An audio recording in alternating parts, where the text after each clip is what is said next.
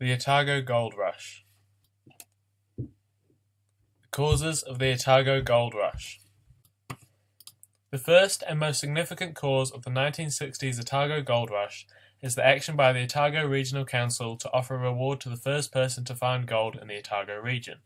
In early 1861, the Otago Regional Council offered a reward of £1,000 to the first person that discovered gold in the Otago region. The council did this in an attempt to encourage people to go gold prospecting, a popular activity that was spreading across the globe at the time, and made this action an attempt to discover if there was in fact any gold in the Otago region. This simple curiosity is the first domino in the chain of events that caused the Otago Gold Rush, an event that affected New Zealand for decades to follow. The second and second most important cause of the Otago Gold Rush is the event of gold prospector Gabriel Reid finding gold within the Otago region, and going to the Otago Regional Council to claim his reward. Upon reading about the reward offered by the Otago Regional Council, Gabriel Reid headed down to Otago to try his luck attempting to find gold in the Otago region, with the reward of £1,000 in mind.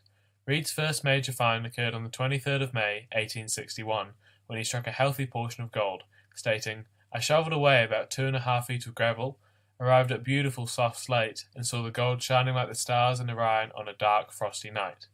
Upon finding the gold in the valley at the Tuapeka district, Reid returned to Dunedin and informed the new superintendent of the province of his discovery.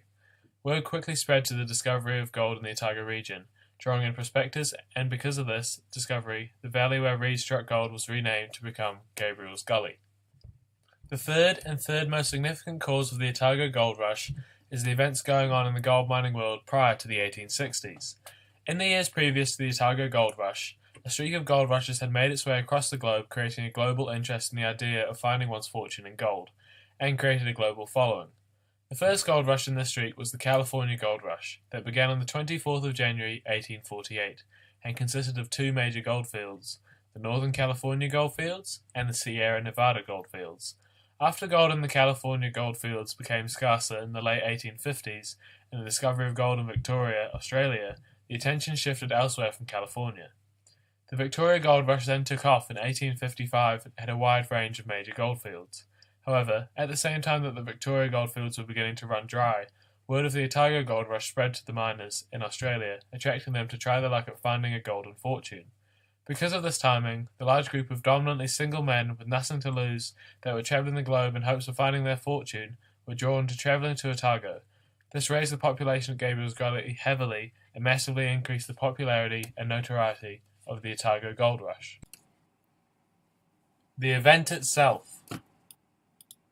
The Otago Gold Rush properly took off after Australian prospector Gabriel Reid's discovery of gold on the banks of the Tuapeka River located in the Otago region.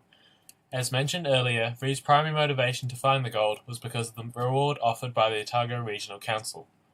Although Reid was not the first to find gold in Otago, Maori tribes had found gold in the Otago region, however deemed it useless at the time as it had no value and they dominantly used greenstone and bone for their weapons, tools, and jewellery. It took the gold rush for the Maori people to realise the trading benefits of gold. In the months following Reid's finding of gold, the population at Gabriel's Gully grew to around 14,000 people.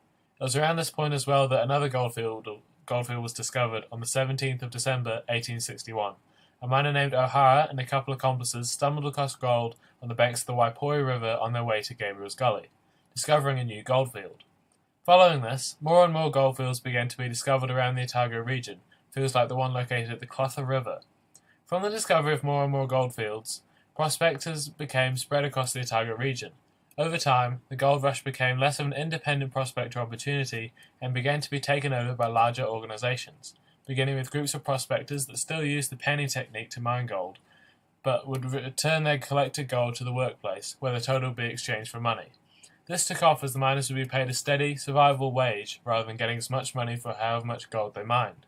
However, as these organizations grew in size, methods of mining the gold advanced from the slow, tiresome, and ineffective process of penning to the thorough and fast yet environmentally harming methods like hydraulic sluicing or bucket dredging. Gold remains in Otago today, however the Otago Gold Rush took away the gold that lay at the Earth's surface, and the gold that is now mined is mined underground. The consequences of the Otago Gold Rush. The first and most significant consequence of the Otago Gold Rush was the impacts the gold rush had on the development on the Otago region and more dominantly the city of Dunedin. Because of the gold rush, Dunedin became one of New Zealand's richest and most developed cities. This change can all be attributed to the money brought in from the mined gold. A massive contributor to Dunedin's development is the amount of money that was brought in because of the gold and heavily boosted the economy in the Otago region.